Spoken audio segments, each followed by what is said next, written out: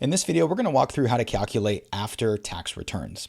Now, just like it sounds, we have both pre and post-tax returns, implying that we're going to factor in our tax rate. Now, from a everyday standpoint, when we have an investment, obviously we get a certain return on that investment that's dictated by a lot of things, but we have to account for the fact that some of those earnings are going to be taxed. So by expressing our investment returns in after-tax percentages, it gives us a more realistic idea on how much we're actually earning on a particular investment. So to do that, we're going to start by walking through the basic formula for calculating your after-tax return. And that is simply our interest rate. So we'll need our interest rate. And we're going to multiply that by the result of 1 minus our tax rate. So pretty simple. Now, your tax rate, of course, is something that you'll get from your just annual tax filings to give you an idea of that. And the interest rate, of course, is the return of our investment. And that's going to be expressed in percentage terms, although we're going to use decimals for the purpose of the calculation. Now, if you just watch the prior video that I posted, we went over a concept called APY.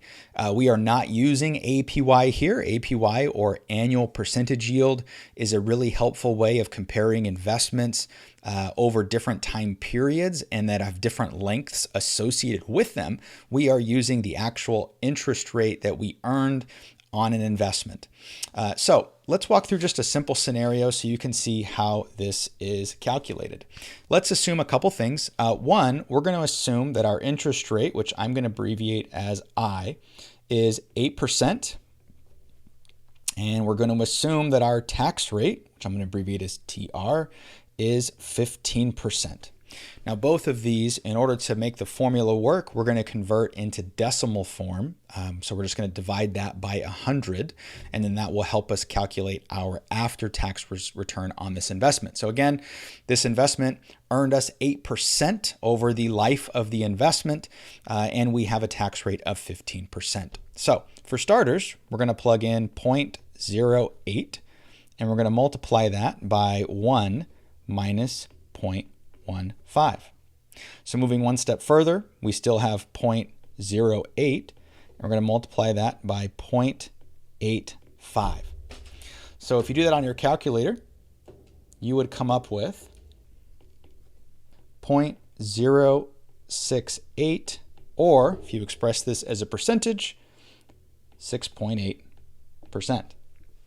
Now, so this becomes our effective return. So calculating taking into consideration our tax rate, our actual return on this investment, assuming that we earned 8% over the period and our tax rate is 15%, is 6.8%. Now, one thing I want to mention here real quick as an aside really is that in order for us to really be taxed on something, we have to create what's called a taxable event. And a taxable event happens typically during a sale.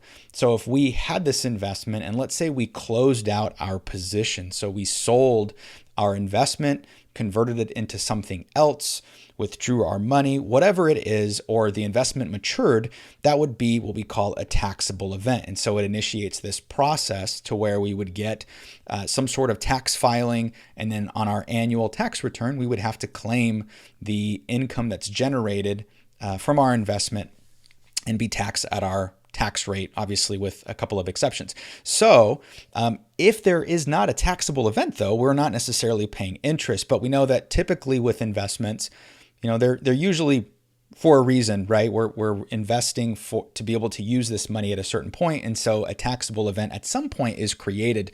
But if you were to have an investment, and let's say the stock market, for example, and you just continue to let that investment grow over time, then it wouldn't create a taxable event until you sold. So just an important distinction: it's not like every year you're taxed on your investments. You're only taxed when you actually sell those investments, and thus a taxable event is created. But using this simple formula, you can thus walk through how to calculate your after-tax return in case you want to get a more realistic idea of what type of return you're receiving from your various investments.